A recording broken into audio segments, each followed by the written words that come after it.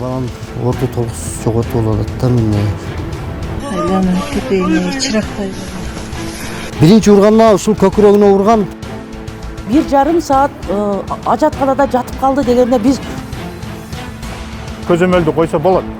Ар бир мектепке коюш керек.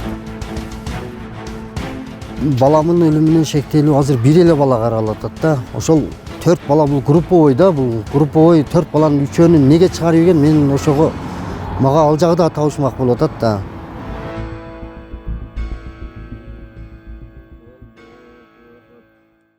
Мектептеги зордук зомбулук өспүрүмдөр арасындагы чатактар жана алардын өлүмүнө алып келүүчү себептер акыркы жылдары Кыргызстанда улуттуу көйгөйгө айланды.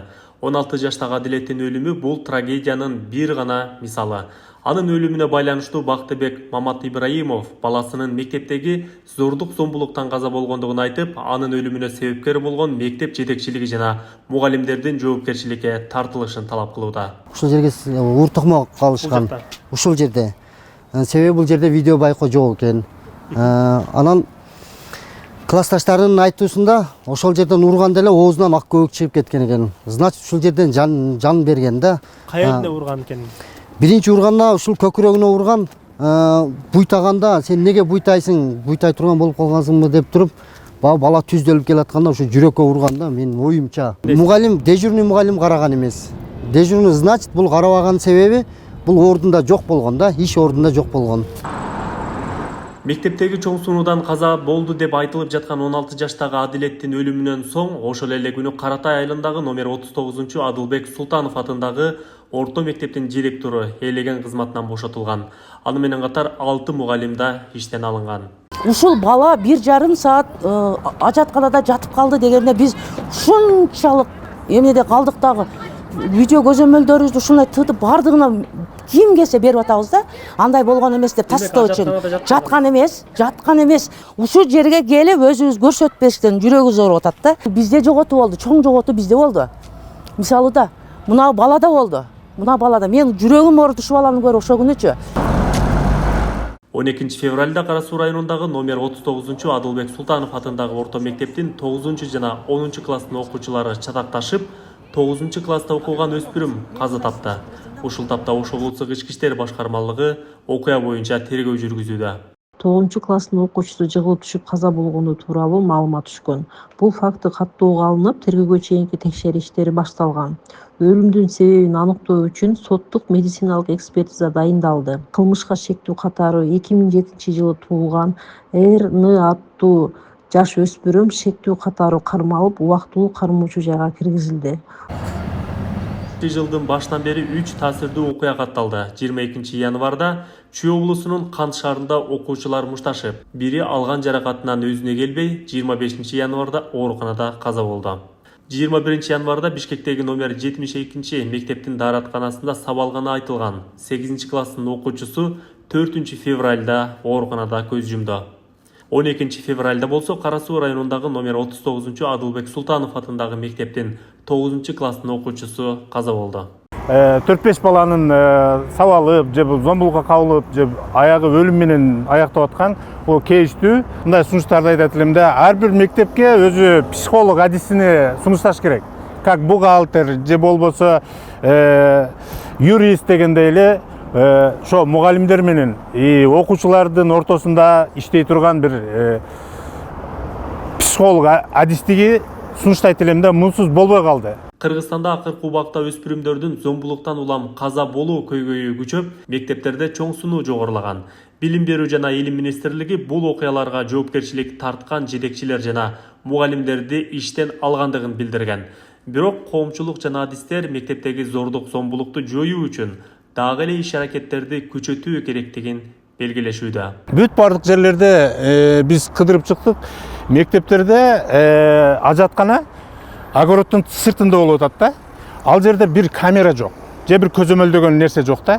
Бүт мындай жашырын, мындай ээн жерге апарып туалетти кылып атат. Ошол ажатканада барып балдардын тирешүүсү дагы, бир жекеме-жеке сүйлөшкөнү дагы ошол жерде болуп атат. Көзөмөлдү койсо болот. Ар бир мектепке коюш керек. Балдарга каршы зордук зомбулук мектептердеги чоң сунуу болбошу керек, тиешелүү адамдар жазасын алышы керек деген талап менен 16 жаштагы баласын жоготкон Бактыбек мырза жогорудагы окуяларга адилеттүү баа берилсе дейт. Баламын өлүмүнө шектелүү азыр бир эле бала каралып атат да. Ошол 4 бала бул групповой да, бул групповой 4 баланын үчөөнү неге чыгарып ийген, мен ошого мага ал жагы да табышмак болуп атат да.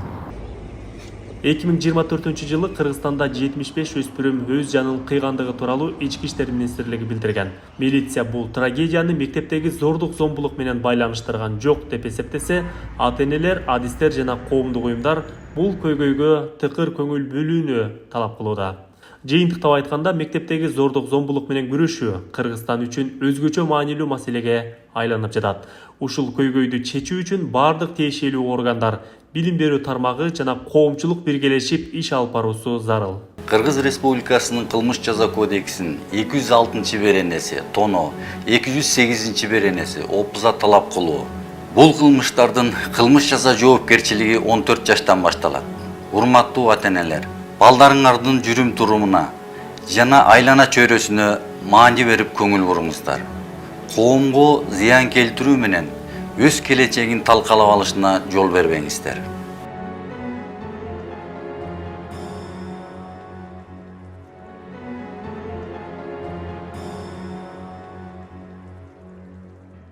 Менин балам 12 февраль күнү ошол мектептин номер 39 Адилбек Султанов атында мектептин оң жак жагында камера байкоо, видео байкоо жык жерге алып келип, ушул жерге ууртукма калышкан. Ушул жерде. Себеби бул жерде видео байкоо жок экен. Анан классташтарынын айтуусунда ошол жерден урганда эле оозунан ак көбүк чыгып кеткен экен. Значит, ушул жерден жан берген да. Каерине урган экен? Биринчи урганда ушул көкүрөгүнө урган, буйтаганда сен неге буйтайсың, буйтай турган болуп калгансыңбы деп туруп, бала түздөлүп келатканда ошо жүрөккө урганда, менин оюмча ошол жерден чыгылган. 16 жашта. Менин балам 16 жашта. Урган балдар канча жашта? 18 жашта. 11 класста. 11 класстын окуучулары. Анан мен бүгүн мына элдик депутаттын коштоосу менен мына директордун уруксаты менен камера бар экен. Камера алты жагында, оң жак жагында жок экен. Ошо видео байкоону көрдүм кирип. Сабак башталганда саат 11-де сабак башталыш керек экен. Менин балам 9 класстын балдары менен 11 класстын балдары мына жерде сабак башталганда 10 мүнөт туруштур. 10 мүнөт камер. 10 мүнөт туруштур. Сабак башталган убакта. Башталгандан баштап 11-ден баштап 11:10-га чейин ушул жерде турушкан.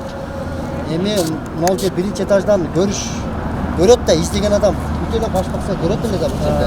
Сиздин ошол тоготер айта турган десеңиз, мугалим карабай койгон дейсиз. Мугалим, дежурный мугалим караган эмес. Дежурный, значит, бул карабаган себеби бул ордунда жок болгон да, иш ордунда жок болгон. Бүгүнкү күндө окуя кайсыл нукта кетип атат? Тергөө амалдары кандай болуп атат? Тергөө амалдары азырынча мен тергөөчүгө чалдым бүгүн. Чалсам райондон областнойго алыптыр дейт. Эртең биринчи күндөн баштап тергөө иштерин баштайбыз дейт. Ошол боюнча Азыр сизге башка кошумча маалымат берген жок. Берилелек. Башка маалымат берилелек. Мен ушул азыр да мага табышмактуусу ушу дежурный мугалим, анан предмет мугалимдери кетпеди деп уктум мен. Именно ошо предмет мугалими кетиш керек, дежурный мугалим кетиш керек. Бул жерде дежур. Ошол камерада да кошумча 10 мүнөт өткөндө дагы мына экинчи этаждын немесинде балдар, окуучулар, жаш балдар жүгүрүп класска кирбей эле жүгүрүп нары бери жүгүрүп ойноп турушат. Значит, бүт предмет мугалимдер ордунда жок болгон да. Болбосо окуучу айтат неме, мугалим айтат да, кир отур, сабагыңа кир, отур деп отурат, неме кылышат эле да. Ошол мен бүгүн келип жумадан чыгып, ошо имамдын коштоосу менен келип көрүп чыктым ошону. Мен өзүм көрөйүнчү көзүм менен деп. Күн чыгып күн батканда эле белгиси болот. Кандай азыр эч башкача сезим болот. Жашоого деле кызыкчылык деле жок. Ошо балам орту тогуз жоготулуп атат. Айткысы арман да, ишенсе орту тогуз арман, айткысы арман да. Биз ким, мен ошол чырактай баламын өлүмүнө себепкерлер ушул жазасын алса. Мектепте дедовщина деген жоголсо, ушул канчалаган ата-эне балдарын ушул мектептен билим алсын, ушулар жогорку окуу жайга ушулардан чоң кадрлар чыксын деп жөнөтүшөт. Көрсө бул жерде аялганда чоң неме бар экен, дедовщина деген бар экен. Азыр эжекеси айтып атат неме деп, дедовщина жок деп.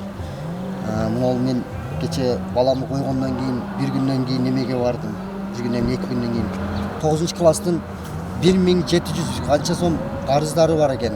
Ошо семечка алышат экен, боз алышат экен, сэндвич алышат экен, флеш алышат экен баягы энергетиктерди. 11-класстарга ташыйт экен.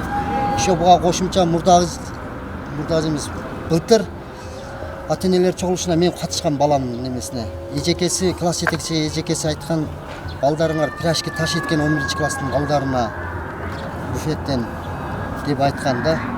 Анан мен айтканмын, саат 8:30 баштап 1:30 чейин сиздер караңыздар. Андан кийин биз үйдө биз көзөмөлдөйлү.